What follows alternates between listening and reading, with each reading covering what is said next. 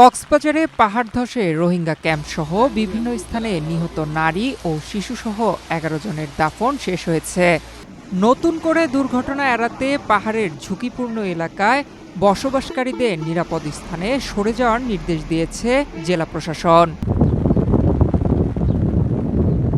সম্ভাব্য দুর্যোগ মোকাবেলায় জেলার ৬৩৮টি আশ্রয়কেন্দ্র প্রস্তুত রাখা হয়েছে।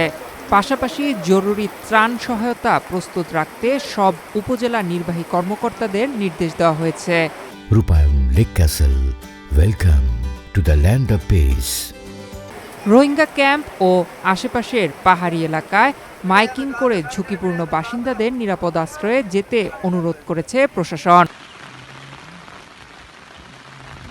সংশ্লিষ্টদের তথ্য অনুযায়ী কক্সবাজারে কয়েক লাখ রোহিঙ্গা সহ বিপুল সংখ্যক মানুষ পাহাড় ঘেঁষা এলাকায় বসবাস করছেন।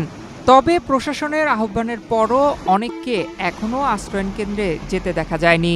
আমরা একটি সার্বিক প্রস্তুতির বিষয়ে আমাদের সব দপ্তর সংস্থা, স্বেচ্ছাসেবক সকলে মিলে সর্বোচ্চ প্রস্তুতি গ্রহণ করবে এবং আমাদের উপজেলা নির্বাহী অফিসারগণ আছেন, উপজেলা দুর্যোগ ব্যবস্থাপনা কমিটি এবং ইউনিয়ন দুর্যোগ ব্যবস্থাপনা কমিটি সভা করে আমরা অনেক উপজেলা ইতিমধ্যে হয়েছে, আমরা সর্বোচ্চ সতর্ক আছি এবং আমরা এর পাশাপাশি আমরা আমাদের জেলা প্রশাসকের কার্যালয়ে একটি কন্ট্রোল রুম স্থাপন করব, যাতে যে কোনো জায়গায় যে কোনো পরিস্থিতিতে আমরা দ্রুত যে দপ্তরের কাজ হোক না কেন আমরা সর্বোচ্চ কম সময়ের মধ্যে আমরা রেসপন্স করতে পারি।